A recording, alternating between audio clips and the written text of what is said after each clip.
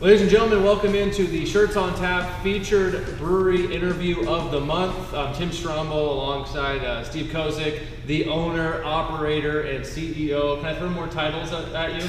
It's all good. Any of them work, man. Of Kilowatt Brewing right here off of Claremont Mesa. How did you even come up with the idea to open a brewery? Chris Calva, the head brewer here at Kilowatt. Mm-hmm. We met him up near Lake Arrowhead. We have a property up that way, and we met him about 5-6 years ago. He's been a home brewer for over 15 years. Just makes excellent beer.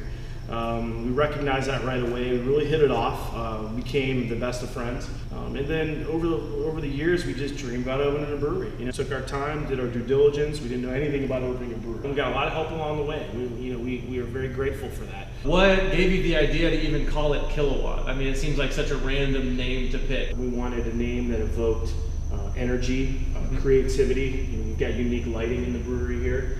That's a big part of what we wanted to showcase. We wanted to make sure our tasting room kind of stood out from other tasting rooms. Could you describe kind of the stylistic beer making of Kilowatt Brewery? We do a lot of experimental beers. We're a nano brewery. It gives us latitude because everything's super handcrafted. We can take our time with the process.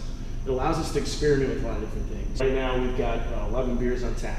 We like our Touch and Go Session IPA. And it's a very hoppy, low alcohol, 4.7% IPA, but it still has all that IPA flavor and bitterness. It's a drinkable IPA. Very drinkable. What do you guys have in the works upcoming? Our coconut chai porter that's coming out here in about a week and a half. We've got a raspberry pale ale and a mango pale ale. It sits on 20 pounds of mango, as does the raspberry ale as well, 20 pounds of raspberry. So it comes out as real fruit. It sits on, it comes out with a real strong fruit flavor. We've got a goji berry beer coming up too, a sage lemongrass saison coming up. Probably the most unique thing I've seen here since I've been here. Obviously the people watching this have seen it already, the lighting. I've got a background in lighting. I brought Christmas lights to show and tell when I was a kid, and I've always been into lighting, and we wanted to make a creative space here. We wanted to really do something different. You won't see a lot of wood in here, especially in the main tasting room. It's mostly concrete, acrylic, aluminum, and metals. And so the lighting is something that we wanted to do to just showcase that. We've got artwork that we rotate through.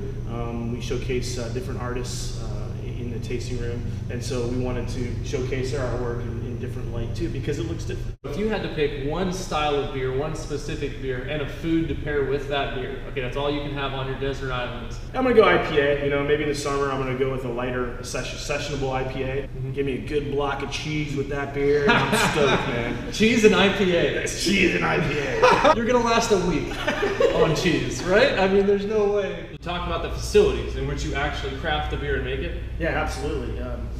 We've got a 3-barrel system here at Kilowatt.